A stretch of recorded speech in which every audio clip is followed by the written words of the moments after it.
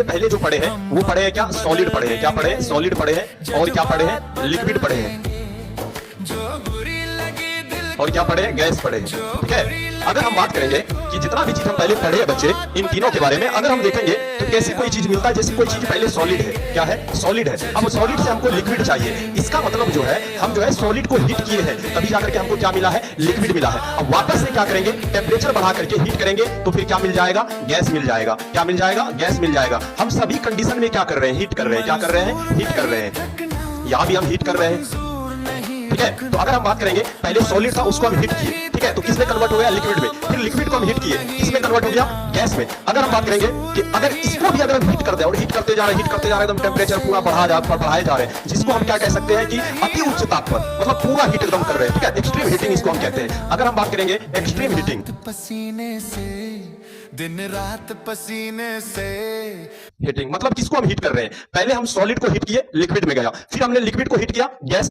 अब गैस को जो है ना पूरा एकदम ताप पे ताप बढ़ाए जा रहे, तो होगा क्या? एक चीज सुनिए, ये जो कन्वर्ट होगा ना, यहाँ पे जो भी स्टेज आएगा वो होगा प्लाज्मा स्टेज। अगर प्लाज्मा स्टेज की बात करेंगे तो देखो कैसे होता है। जैसा कि हम सब पढ़े हैं पहले कि सॉलिड में जो होता है मॉलिक्यूल्स जो होते हैं वो पास पास होते हैं। क्या होते हैं? पास पास होते हैं। जैसे ही हम इसको हीट करेंगे, इसको सॉलिड को हीट करेंगे, मॉलिक्यूल गैप हो जाएगा। मतलब ये द्रव में आएगा तो इसका मॉलिक्यूल क्या हो जाएगा? इससे गैप ज्यादा बढ़ जाएगा, मतलब ये दूर दूर चला जाएगा, दूर दूर चला जाएगा। ठीक है बच्चे। और हम इसको हीट करेंगे तो ये और मॉलिक्यूल दूर हो जाएगा।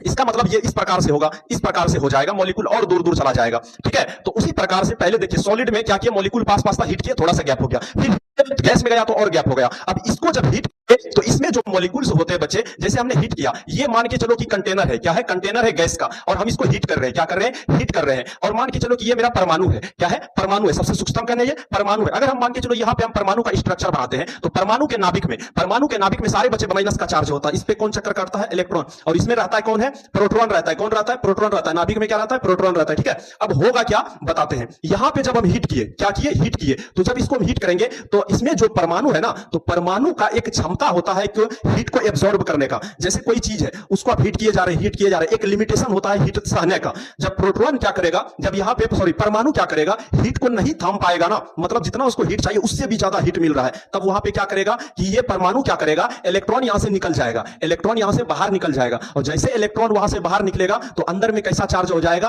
प्लस का चार्ज हो जाएगा। सारे में मान के चलो यहां से भी इलेक्ट्रॉन हट गया तो यहां पे प्लस का चार्ज हो जाएगा, यहां से भी इलेक्ट्रॉन हट गया, यहां पे कैसा चार्ज हो जाएगा? प्लस का चार्ज हो जाएगा। हम हीट बढ़ाते जा रहे हैं, मेरा इलेक्ट्रॉन साइड होते जा रहा है और बीच में प्लस का साइन आ रहा है। अगर हम बात करेंगे ये प्लस का जो आता है इसको हम आयन कहते हैं। क्या कहते हैं? आयन कहते हैं। और इसी को पूरा कंटेनर को, ये मान के चलो ये कंटेनर में सारा चीज हो रहा है, और ये जो अलग हो रहा है, अलग हुआ चीज भी उसी कंटेनर में है, वो बाहर नहीं जा रहा है। ठीक है ना।